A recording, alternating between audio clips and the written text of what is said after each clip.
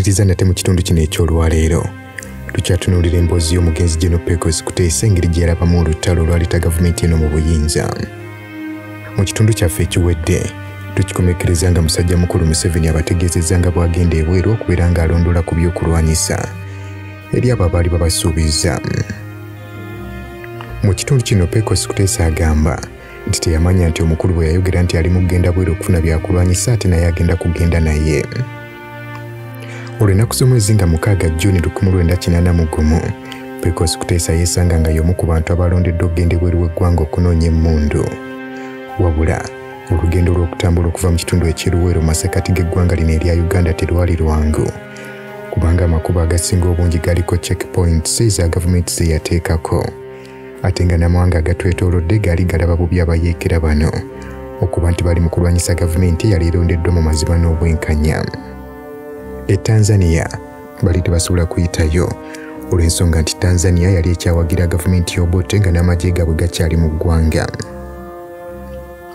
Bano kye baali balina okukola kwali kuyita mu ggwanga erya Kenya kubanga mu Kenya eno baalinayo abantu baabwe be bakolagana nabo ate nga tewaliwo kukubagana nnyo wakati wa byabufuzi ssaako n'ebyensuubulagana.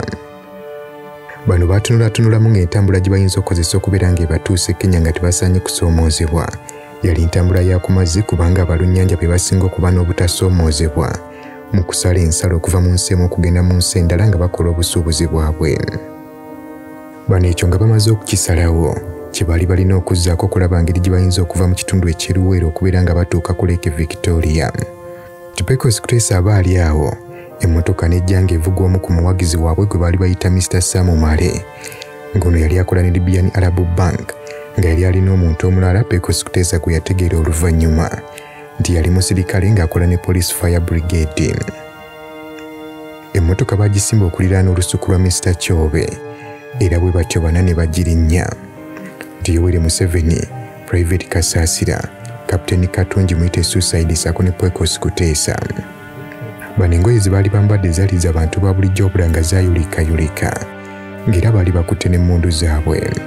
Ng'era bano baali beeteefuteefu nti singa basanga ab'ebyokwerinda bonna ne bagezaako okubayimiriza kajja kubajjuutuka. Nti bano okusinziira ku ngeri gye baali balabikamu kyali kiyoleka bwatu nti bwe batabeera babbi bayeekera batujja oba ebintu ebirala byonna ebyekuusa mu ttuluba eryo kubanga feesi zaabwe zonna zaali zaddugala ekyokulya nga bawammanta kiwammante nga n'okunaaba oluusi tebanaaba emibiri gyabwe gyali gyakyukira ddala nga tebalabikako nga n'okukyuma baali bakyuma teekako ensekere ezaali zibaluma olutata. Pecos Kutesa yatula mutto ogusooka maaso okuliraana driver mu mmotoka gye baalimu ekika kya Datsun Estate Car ate ye musajja mukulu Museveni ssaako n'omusirikale ne batuula mu makkati Kasasira ne Suicide ne basembayo emabega. Nti mu kusooka bano baali baagala kuvuga emmotoka eno ng'oluggi luggule okusobola okubeera nga banguyirwa okwetaasa singa wabeerawo akabi akabaddewo kyokka oluvannyuma ne bakiraba nti ate bajja kubeera bongedde okweyanika. Bano baavuga okuva e Matugga nga bakozesa obukubo obutonotono paka ku lubalama lwa Lake Victoria paka ku Katebo Beach.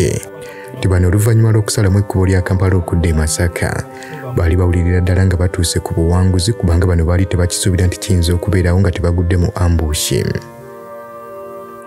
Bano baatuuka ku Katebo Beach akawungeezi bwe batyo ne balinnya eryato ku ssaawa 12. Guno gwe gwali omulundi ogwokubiri Pecos Kutesa okutambulira ku mazzi ng'omulundi ogwasooka yali ali mu kusala Lake Albert wabula nga yakozesa feri okuva e Fort Portal ogenda e West Nile. Tuwabula omulundi ogwo gwa feri amazzi teyagatya nnyo nga ku mulundi guno kubanga ku luno akaato kaali katono nnyo kyokka ng'ate abantu bangi. Ono yagamba nti eryato lye baalinnya lyali litwala abavubi 2 ku 3 obutimba bwabwe ssaako n'ebyennyanja nti wabula ye bwe yaliraba yeewuunya engeri gye ligenda okubeera nga litambuzaamu abantu 7 okubatuusa gye balaga.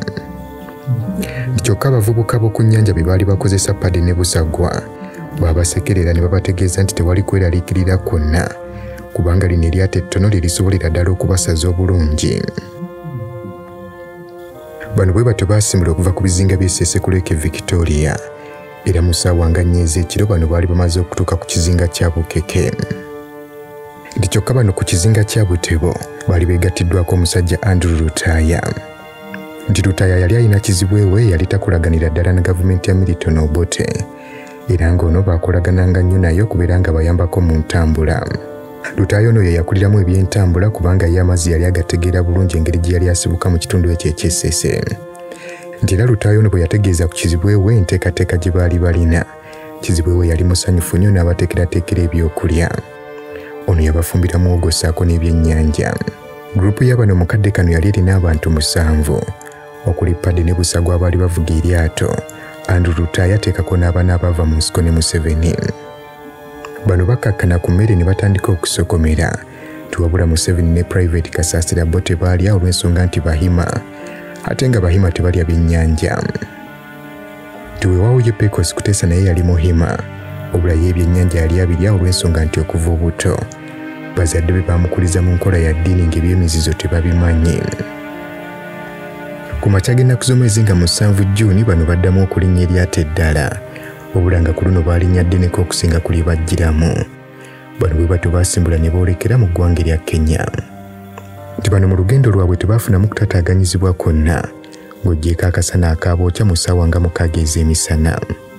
Kutesa yategeeza nti olugendo lwe baatambula yadde lwali mu mayilozi nga 10 okuva ku bizinga by'Essese mu katundu akaseguku okutuuka mu ntagamo ku ludda olw'eggwanga erya Kenya, naye bo balaba baatambulirawo kumpi myaka na bisiibo.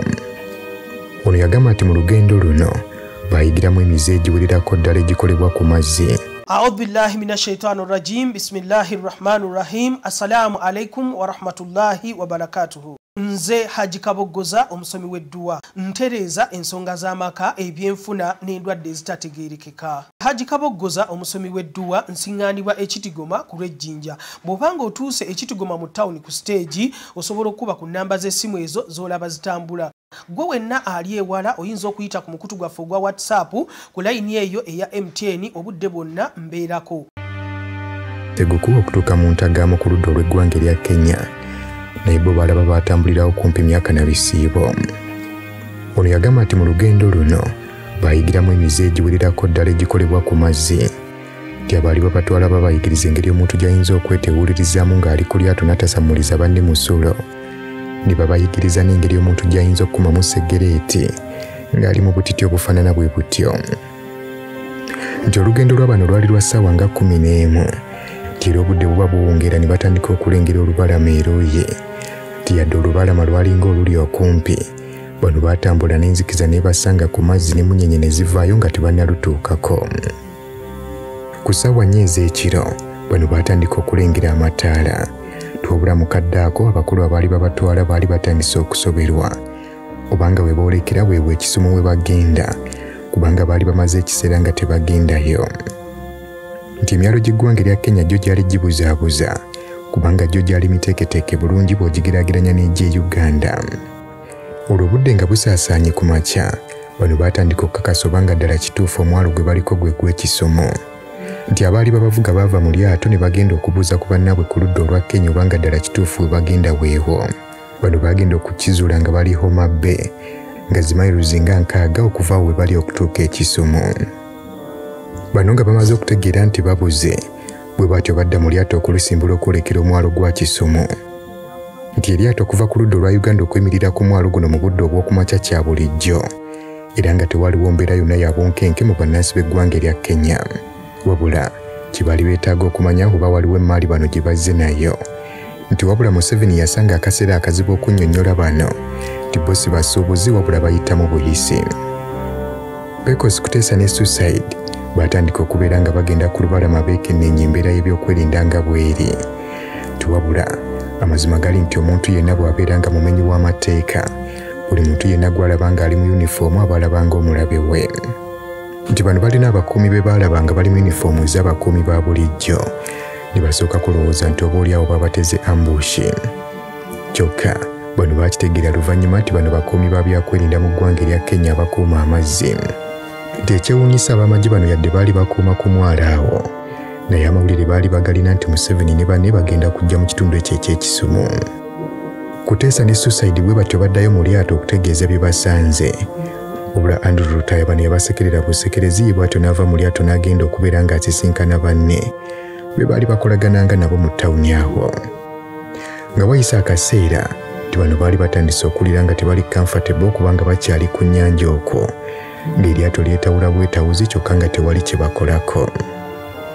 Temukadde ako omwalo gwali bize nga batikka balala nga batikkula, ng'era ebisinga obungi byali byolekera mu ggwanga erya Uganda.